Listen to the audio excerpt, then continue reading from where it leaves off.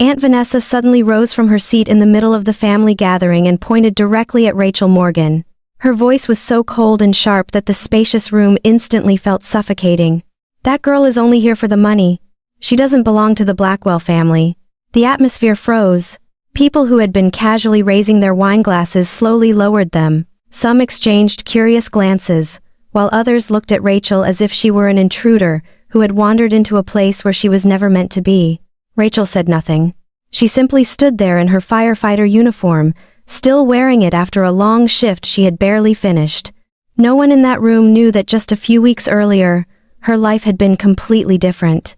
Back then, Rachel lived in a small apartment in Boston. During the day, she rushed into fires and emergency rescue missions. At night, she picked up extra work to help pay for her mother's medical expenses. Her life was so simple that there was almost no room for surprises. Until that morning. A call from London appeared on her phone screen. The man on the other end introduced himself as attorney Martin Hale.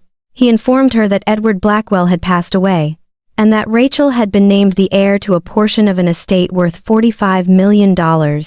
Rachel laughed because she thought it was some kind of joke, but the lawyer remained silent for a few seconds before asking a single question. "Was your father Daniel Morgan?" The smile vanished from Rachel's face, because that was a name rarely spoken in her family. The father she knew only through a handful of old photographs had disappeared when she was still very young. That evening, Rachel immediately went to see her mother. The moment Linda heard the name Edward Blackwell, the color drained from her face. The teacup in her hand trembled slightly. For years, she had always avoided talking about that family. But this time, Rachel refused to back down. After a long, heavy silence, Linda stared out the window and quietly said, "You don't understand. That family destroyed your father." Those words changed everything. For the first time in her life, Rachel realized that the story she had been told about her father might not be true. And somewhere behind that enormous fortune lay a secret that someone had spent nearly 30 years trying to bury.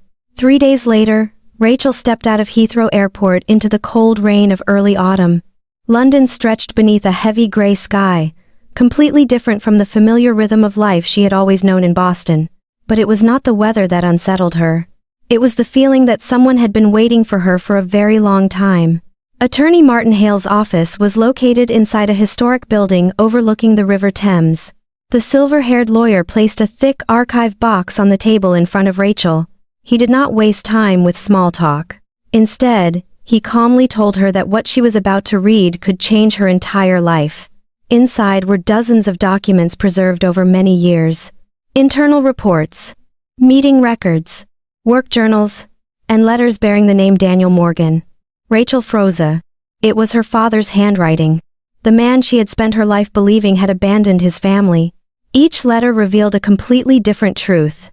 Daniel had not disappeared because he was irresponsible. He had been investigating serious financial misconduct inside the Blackwell Corporation. He had tried repeatedly to contact his wife and daughter, yet not a single letter had ever reached them. The more Rachel read, the tighter her throat became. For nearly 3 decades, someone had deliberately erased her father from the family's story. At that moment, Martin placed another file on the table. The person who had received all of Daniel's correspondence during his final years was not a stranger. It was Vanessa Blackwell herself. Rachel stared at the name. Meanwhile, back in the United States, Vanessa was appearing on television.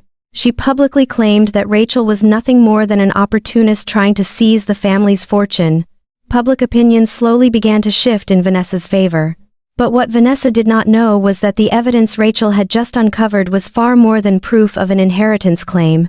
It was evidence powerful enough to destroy the entire story the Blackwell family had spent nearly 3 decades building. On the day of the trial, dozens of reporters crowded the area outside the federal courthouse.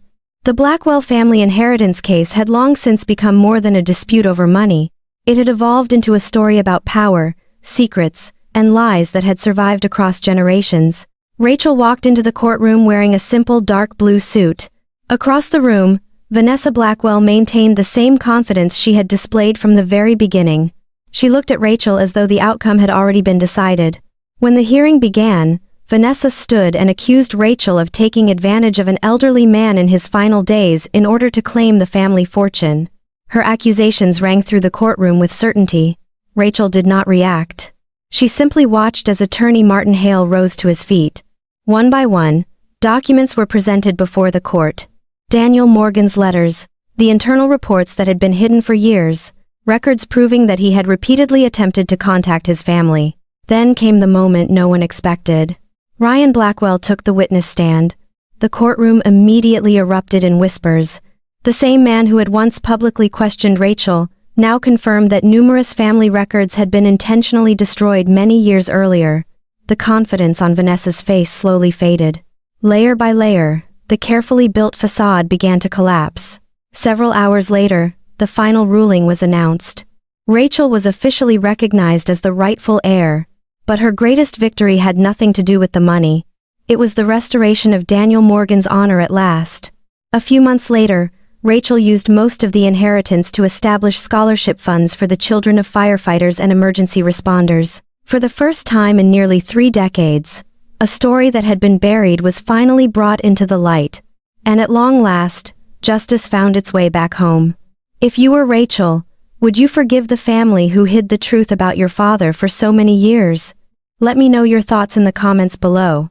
If you enjoyed this story, please like the video, subscribe to the channel, and turn on notifications for more emotional family drama stories and powerful life lessons. Thanks for watching, and see you in the next story.